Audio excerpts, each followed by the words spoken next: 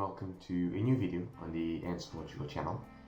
I'm back from holiday and it's been a month since I last posted because it's been a month out of home. So I'm back and everything in the ant room and all my animals, they're fine.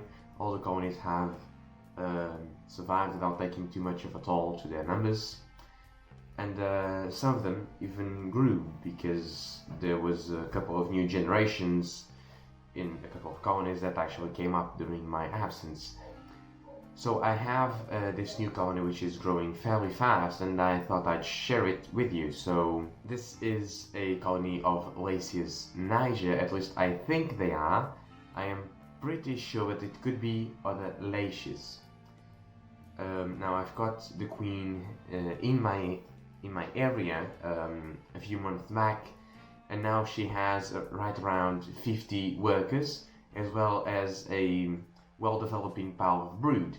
Now Lasius Niger, though they are temperate, they are known to grow very fast and in close to perfect conditions can grow upwards to 10,000 workers in the span of 3 years. However, in my experience, they are usually quite slow to pick up that pace. So what happens, from what I've seen, and because I've kept small colonies of Lasius Niger all throughout my ant keeping life, they usually take a while to have even the first generation, and if they do have it before hibernation, that will be all they've had. But it's not October yet, and this queen does already have 50 workers. Now I have two other queens of Lasius Niger.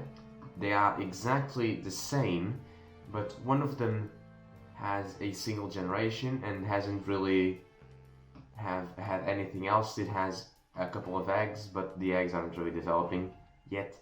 And the other one has the first generation of nanitics and another one coming up, which is in pupae form right now. So this one is clearly developing better, and so I thought this is the one that I'm going to show and probably the one that I'm going to keep.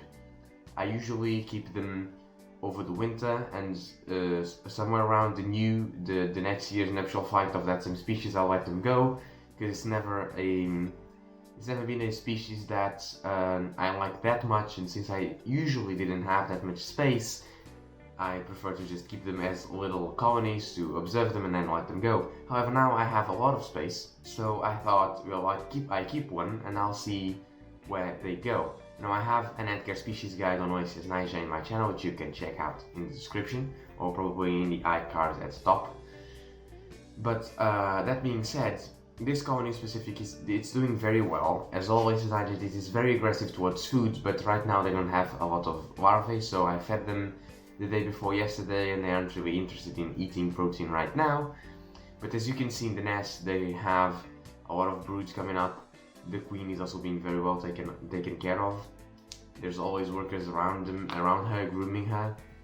And you can see the size difference between the queen and the workers. That is because this colony grows to very large numbers, so the queen must be very large in order to be capable of producing so many ants. And that's why the ants are so little as well. Usually the size difference between queen and workers will help tell of how much a colony can grow up to. So the bigger the queen in relation to workers, usually the bigger the colony gets. For example, Solenopsis geminata, which can get up to about 1 million workers with a single queen, has very small workers, and even the majors are pretty small compared to the queen. That's not all that matters, but it is, in a general capability, a good indicator. Now, as you can see, they're being housed in this very sort of small little setup, but they have been using only a single side of it. The other side is completely uninhabited, and they know that it is there, they just have no need for the space yet. So they are doing completely fine in space. They have managed very well with the space that they've been given. See?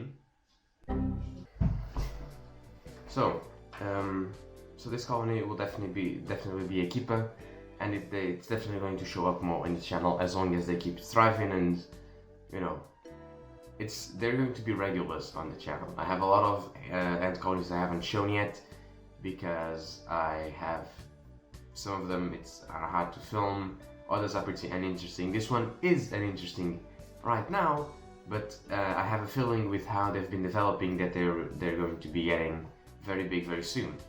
And I'm going to make a sort of rule for myself where if a colony gets to about 50 workers, I'm gonna make a video regardless of how I think they will or not thrive, because I want to show the good and the bad of the hobby and how some colonies actually crash. Usually they're smaller, so I think 50 is a good number to decide that this colony is going to be one that I'm going to show and do updates on. Smaller things, they're not so interesting to do updates on, but if something happens, I will show, even if it's bad, because I think that's good to show that the ant hobby can have a few, difficulties to go through. Also, I'll have a lot of these small colonies and queens with eggs. I could probably do a video showcasing all of them and update you on that a few every so often, because that's very cool to see, I think. And but I haven't really got into a format with my ant collection showcase, only with the Sun Empire, which right now is doing just fine. So eventually I'll give you a quick update on them.